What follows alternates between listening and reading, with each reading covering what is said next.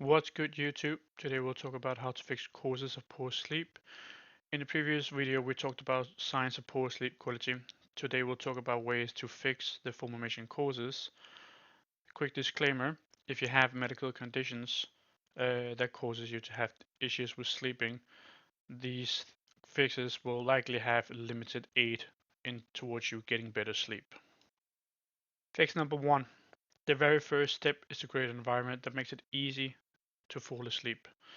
First, you need to make the room a chill temperature. Mind you, it shouldn't be cold. The room should just be cool enough for it to be relaxing. Fans, air conditioning, open windows may all be options you can use.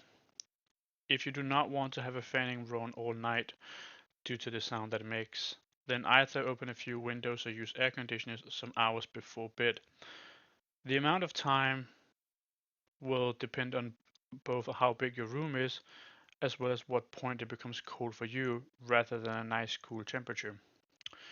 In order to complete the sleep-friendly environment, you need blackout curtains so you can block out light from the outside, especially if you live in places nearby with street lamps. Fix number two, and a very important one.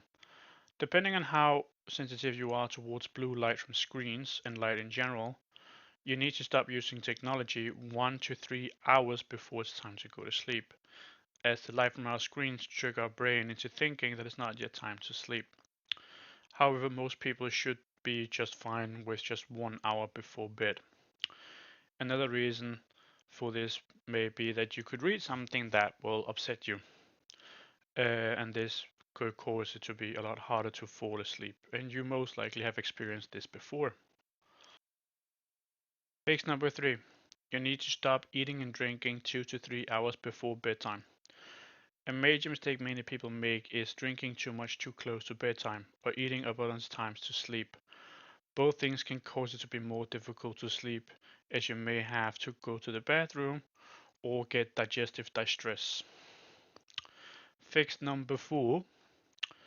A major sleeping mistake most people make is to stay away for longer in the weekends, as well as choose to sleep in due to not getting enough sleep in a normal school and work days. If you have to wake up at 6 in the morning for school or work, you should be waking up the same time in the weekends. This is something that causes a disruptive sleep pattern and is like the reason why people hate Monday. You need to be creating a sleep schedule in order for you to ensure that you get the same amount of sleep and the best sleep possible. Our internal clocks do not do well with changing around when we sleep and wake up. Unless you're someone who works shifts where the time you work constantly changes, this is something that you can very much control.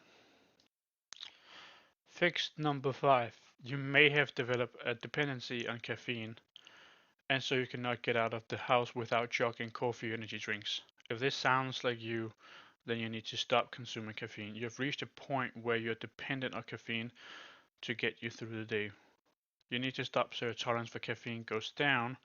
Once you have been without caffeine for a few months, you may start using again only when you need the extra jolt rather than letting it become a daily thing once more. Fix number six. Perhaps the most complicated to fix, or at least the one that will take the most effort. If you happen to be depressed, this can very well be causing sleeping problems, which may further depression. You need help in one form or the other. A few things you can do yourself without talking to someone is create good habits. One such habit is going to the gym and do something productive. You do not need to worry nor spend 2 hours in the gym. Just start going there a few times per week and do a few exercises, then go home. Over time, when you keep going, it will build up by itself. And once you feel like doing a few more exercises when you're there, then just go ahead and do it and enjoy. The other thing you can do is write down your thoughts and the things you feel is a challenge. Once you have wrote down those issues, start breaking them into smaller things. Once you can break down the issues to smaller bites, it becomes a lot easier to tackle. And doing so, you can create the possibility for yourself to get some wins. The third thing you can do is to start eating healthier, as well as go for walks. Get some natural light, and once you start get some of your natural passion back, then you can start going back into those things. Regardless of your passion is, it doesn't matter if you only do it for 10 minutes. Just start doing it again, and over time will come back to you. With this, we have reached the end of the video. I hope it's been helpful. Thank you for watching. Comment, like, and subscribe. Have a good one.